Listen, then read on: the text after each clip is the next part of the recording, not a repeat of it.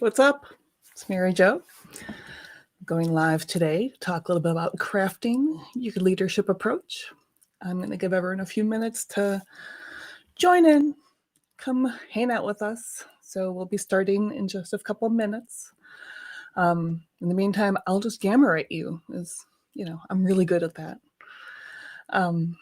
If you join in the live session, let me know where you are, where you're coming from, what's going on. I made the mistake of mocking the weather here last week when I went live about how cold it was. And then the weather said, oh yeah. So we got to like minus 12, I think, one day, and it snowed 3 times. So clearly Jack Frost is punishing me for trashing Chicago's weather. So yeah, that's what's happening. That's where we are. It's pretty exciting. So I'm not going to say anything negative about the weather in Chicago. I'm just going to say it is what it is. And how about that? But hopefully, wherever you are, it's lovely. It's not freezing, well below freezing. I very much miss the years I spent in Virginia and how you get a snow, maybe an ice storm, and then it would be back above freezing pretty quickly. I miss that. I miss that a lot. I'm not gonna lie. It can be a thing here in Chicago. So yeah. But I'm happy. I love the weather. Please don't punish us anymore, Jack Frost. It is going to be a fairly straightforward live today. I really wanted to dig in a little bit about some of the work that I do with my coaching clients on leadership, and how to be really intentional with what kind of leader you are. So we're about 2 minutes in. I'm going to go ahead and jump in, and I can see there's at least one person, it looks like, joining us right now. More people will probably trickle in, and we'll have others, I'm sure, join us in the replay, because everyone is busy. So I wanted to talk today about crafting your leadership style. To me, there's 3 things you need to know and understand to really develop what you want your leadership approach to be and be able to live it. And I very intentionally use the word crafting your leadership style, because a lot of times we can get into a position of leadership, especially if it's our first time managing people and having this level of responsibility in a position of leadership, that you maybe have a lot of great ideas, a lot of things you want to do, and you jump in and start executing and working with your team, and you're doing a lot of things all at once, right? But you don't take the time to step back and say, what kind of leader do I want to be? And make sure that you approach that position and your work and your team in a very consistent manner. So I talk about this as crafting your leadership style, because it's something I really want people to intentionally put together, formulate, and say, this is what I want to be as a leader. This is who I want to be as a leader, and ensure that you're kind of consistently living that vision of yourself as a leader. So the 3 things about crafting your leadership style. This is a key part of my coaching process, whether it's the women in the group for the Inspirational Leader Accelerator, or any of my one-on-one clients. We're always going to start kind of in this mode of defining what you want to be as a leader. I have had the good, the bad, and the ugly as leaders in my experience, and that very much helped me understand what kind of leader I wanted to be. I knew that I had leaders that I really did not want to be like early in my career.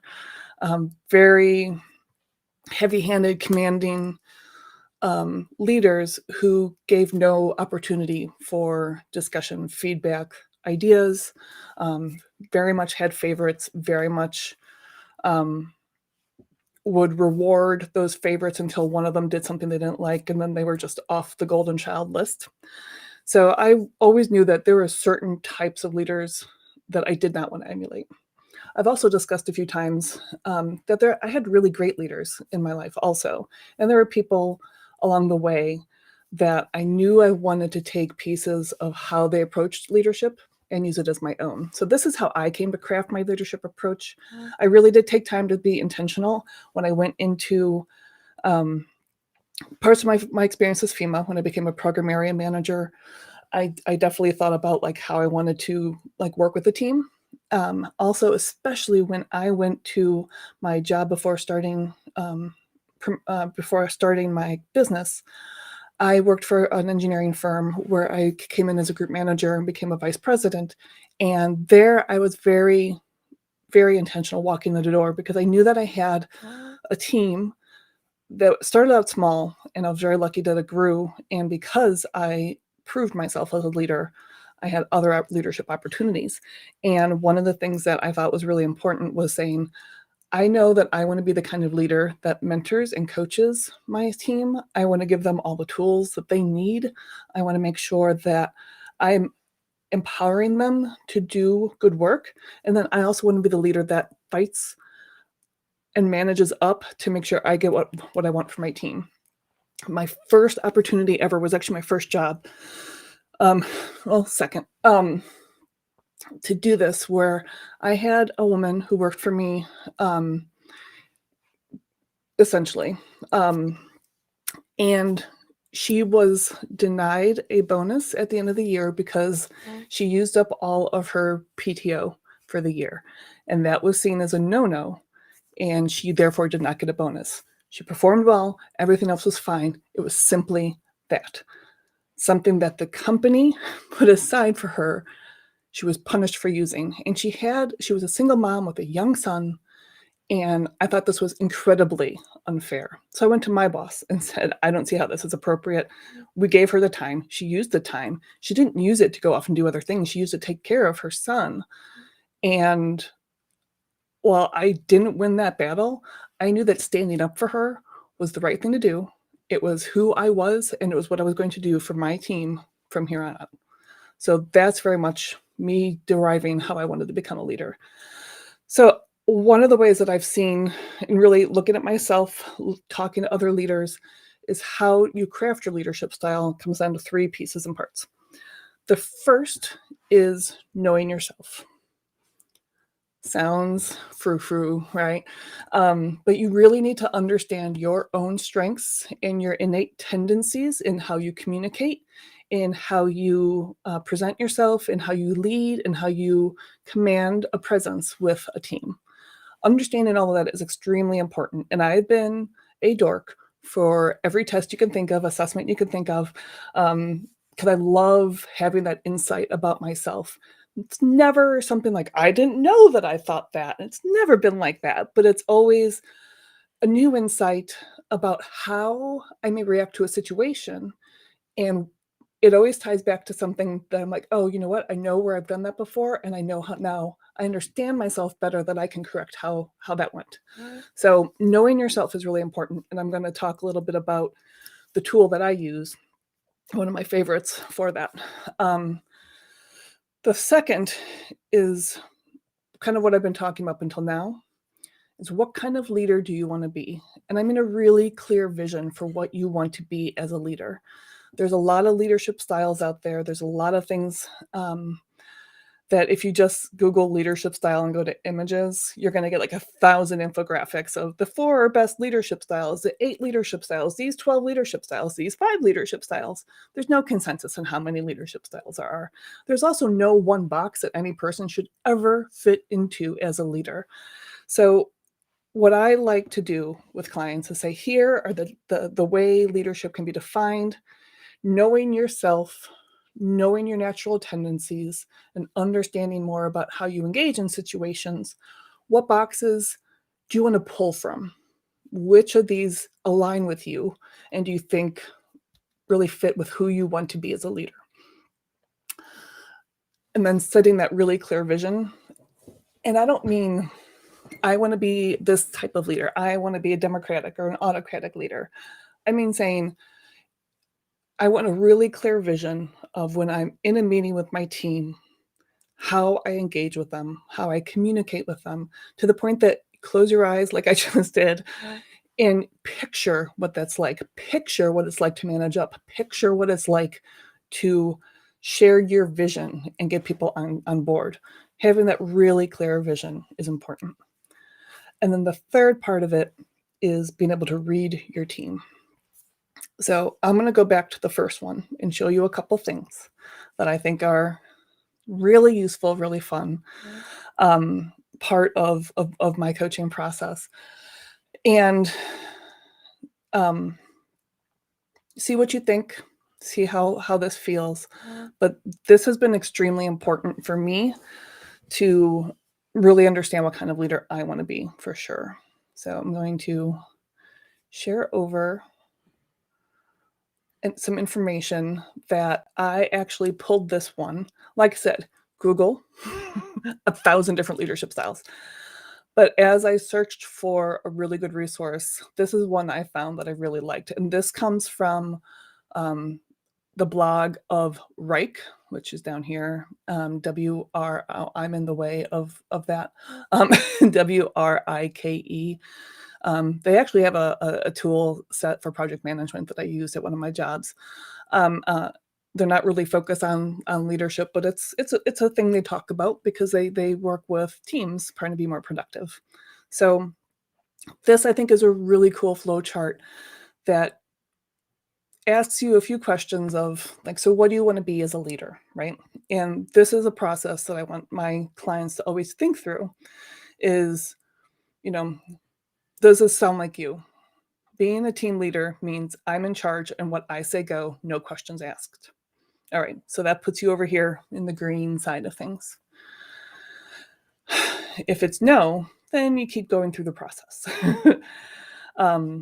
There are some questions on being more hands-off and trusting your team and really having to have minimal guidance. That puts you in this red section. If you are more about having a team that is first and foremost about inspiring action, then that kind of brings you down here to this orange part. And if you're looking more at having a really healthy, strong, cohesive team and helping them learn, then you're down in the yellow part. And what I like about this is it gives a little blurb in each of what's something that leader would say. So, for example, a democratic leader may say, I may make the final decision, but I include the rest of my team in the decision-making process. Their perspectives are important. And if that resonates with you, then you circle it. Again, you don't need to pick one. You don't need to fit in a box as a leader. And honestly, I don't think any leader that's good fits into a box. Nor do I think that any single one of these is a better leadership style than the others. And I also believe that every single one of these individually or in combination with others can make for a very inspiring leader. You don't need to be a visionary leader to be inspiring. There are a ton of ways that you can inspire confidence, trust in your team that they will become passionate about your vision. So as you go through something like this, we would pick off the pieces that really resonate with you, what really sounds like you, right? And help that form your vision for what you want to be as a leader. So this is a great resource that I love. Like I said, this comes from the website for Reich. The other thing I wanted to talk about today is, you kind of have to plan out what you want to be as a leader. The first thing I said is really knowing and understanding yourself is extraordinarily important in this. And for me, the best assessment that I have found is the DISC profile. So I took DISC a long time ago. I've also done Myers-Briggs. I've also done High Five Strengths. I've also done StrengthsFinder because like I said before, love these assessments. I love the insight that I get from going through this process and these things. So I love this too. One of the really cool things about everything DISC is that they've transformed how they deliver it. And you not only get an assessment and a profile of your natural tendencies and styles in the workplace, in communication, in just in your life in general. You can tailor parts of it, and I can tailor questions that are specific to management, that are specific to emotional intelligence, that are specific to leaders. And then you'll get, as part of that, a profile of what it means in those specific situations. I'm going to show you a little bit about what this is. And now it's also completely online on a space called Catalyst that they provide. So I will preface that I am an authorized partner for Everything Disc. So clearly I'm a little biased towards it. But I'll say that I became an authorized partner because I saw the power of the tool. And it is, like I said, the far and away the best assessment tool that I have found for the type of people that I coach around leadership and teamwork. So clearly, like I said, I'm biased. I love this tool. I am a partner for it, but I'm a partner because I believe in it. So I'm going to start with me. So here's the disc circle. The D is about dominance, the I is about influence, the S is about steadiness, and the C is about conscientiousness. And the further out from the center you are, the more strong your tendencies are in that area. So I sit here as an ID. So I lean a little bit more on the I side, but I'm very close to the line with D. And each one of these is actually split into 3 different pieces. So as you kind of go through, you can see I am very much an I right next to D. And there's a little bit of CNS that I can do, but it's not my natural tendency. It gives you a whole lot of information about your story, what it means to be an ID. And I've generally, when I go through these processes, I say, oh yeah, these pieces fit. This one doesn't really fit me. This one fits me to a T. Like, it's almost frightening. Like they were in my head and they wrote this down. I also love that it talks about you enjoy meeting new people and building on your large network of friends and associates. You're probably not afraid to share personal information, even with people you just met. There's so much in here that really reflects who I am. And I love that. And then one of the things that, here, so you can see, here's the ID part of it.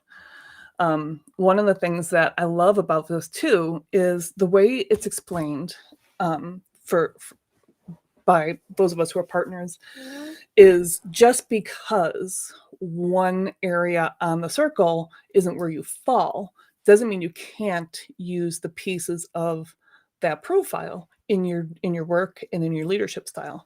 And what we do is talk about it in terms of a rubber band. So for me, the people part, the outgoing, enthusiastic, wanting to be around people part is normal for me. I don't need to stretch the rubber band at all to do that.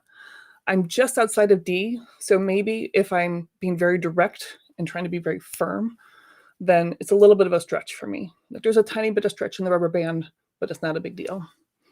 When I get down to C, my tendency is to be much more quick with decision making and direct because I stand on the edge of D. If I needed to act in a more methodical way and take a lot longer to make a decision, that's stretching my rubber band because it's outside my comfort zone. I can do it, but there's a lot more energy that goes into it to make that happen. So all of us can function in any of these quadrants anytime, but it requires more energy when you're outside of your normal area. And that's what I love about this, is then it takes your profile and gives you suggestions how to manage situations, manage people, manage your own response when you're faced with a situation that's maybe outside your comfort zone. So when I took this, I have workplace management and agile EQ are the 3 types of add-ons we did on the test I took. So for management, let me show you. It'll show you what your management style is. So typically what your style is. And in here, do you see my little lighter green and lighter yellow? This is where I'm kind of a weirdo, essentially. I answered questions in the assessment that scored me a little higher here than most people who have an ID style would be. So I can take on, in addition to my drive, action, and my natural tendency to encourage others, I can be challenging. I can ask a lot of questions. I don't mean challenging like annoying, but like challenging of, let me challenge that viewpoint. Let me dig into this a little more. Let me try and be a little more methodical. I can stretch to that with not as much energy as it might take another ID. So, but your management priorities are about taking action, providing encouragement, displaying drive, offering some challenge, because I have that little extra bit in there. And it gives you information about that. It tells you the things you enjoy about it, which is so true. For me, I set high standards. I love to take someone's idea and build upon it. I love helping people collaborate, work together. This is what I do, right? Achieving quick results, all things that really I love to do. But I find it extremely draining when I have to have a really long-term project with a sustained level of interest. Because I am that person that when the shiny thing comes up, I'm like, ooh, new fun thing. Ooh, new fun thing. And that's totally nailed right here. And I've never had an assessment actually call out that piece of my personality. Along the management part of it, it also talks about motivating people.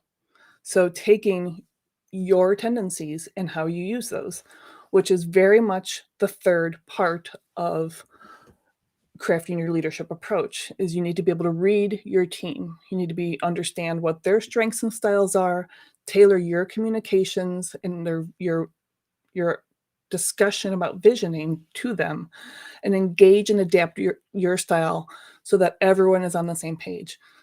Everyone hears and receives messages differently, and your natural tendencies will say what kind of decision maker you are. Are you fast or slow? Are you direct or paused? Do you want to have consensus, or do you want to just move forward?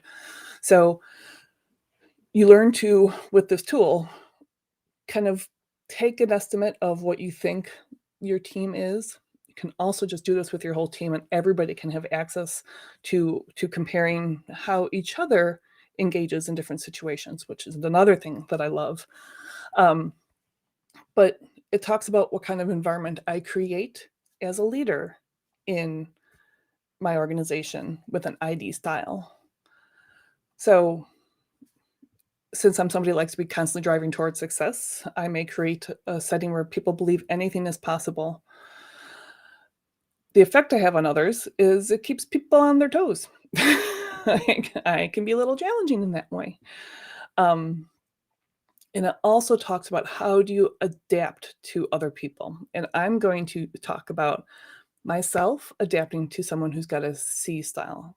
I work with somebody currently that I am pretty sure that they fall into a CD.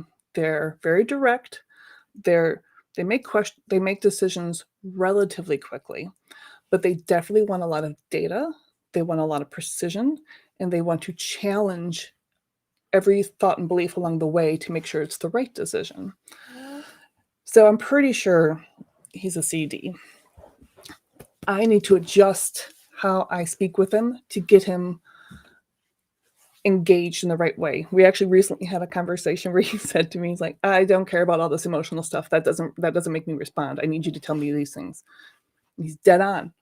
I need to talk to him in the way that he receives that message the best. So in DISC, what they've done is talk about the motivational needs of someone with that style, what demotivates them, which is so important as a leader to know what your team not only gets motivated by, but what will just suck the energy out of them, because you never want to do that. And then when there's conflict, how do they respond? And then how do you, as the leader, adapt to creating a motivating environment, recognizing them, rewarding them, and best reaching them? This is what I love about DISC, that I think this is so brilliant for leaders to be able to say, not only am I going to give you insight, I'm going to help you shape what kind of leader you want to be.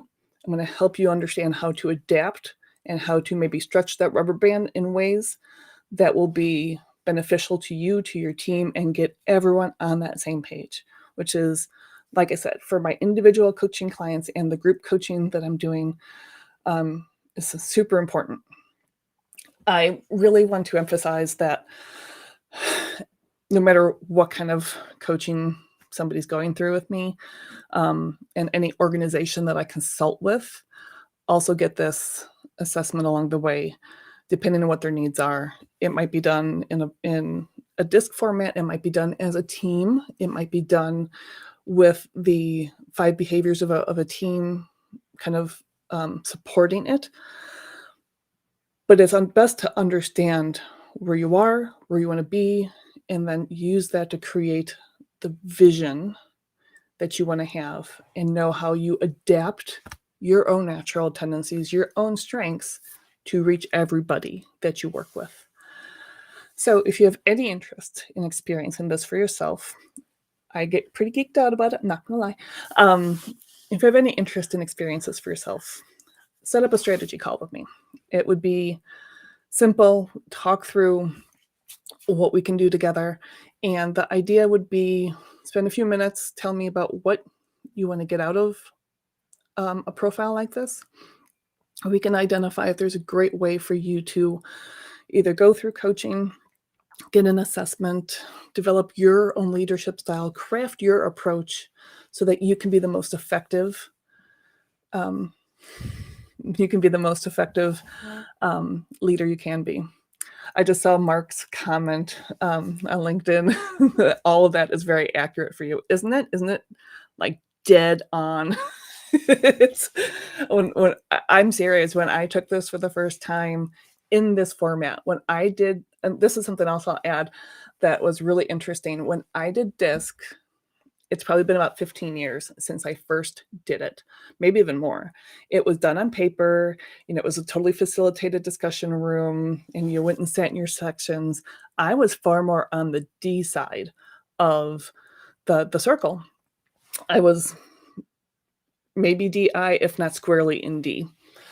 And what I've learned since then about what I wanted to be as a leader and what I've really worked on cultivating has pushed me into that I space more.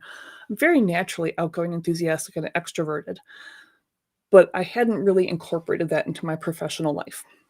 And I've learned a lot of lessons along the way, like I said, especially at FEMA, where I had really good mentors and leaders.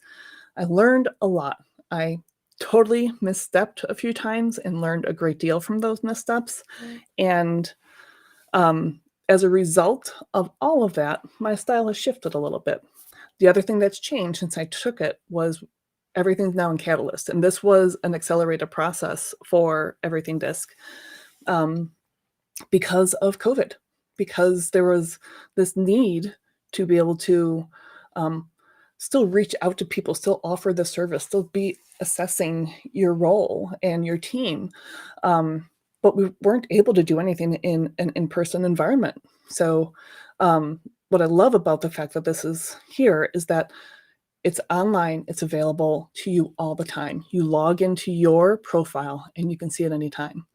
And if you do just the basic DISC profile, but you're like, wow, I wish I had the Agile EQ piece of it because emotional intelligence is something I really want to do more with, that can always be added on. You can always get those supplemental questions, add them in, and your profile online will be updated. So for me, this really helps you craft everything about your leadership style. I just lost the Agile EQ, but I hope you all found that useful, found that interesting. And again, if you want to be able to talk more about what it is to get your own assessment done, to craft your leadership style, the link is across the page, calendly.com, and schedule a strategy session. I'll drop it in the comments also, and we can talk about how you want to craft your leadership style and what you need to get that done. So just to wrap up, know yourself, define and vision what kind of leader you want to be, and then read your team and adapt to their needs in your leadership style. And you'll have an excellent approach to leadership. Thanks all. I'll sure I'll be going again live next week. I will see y'all then.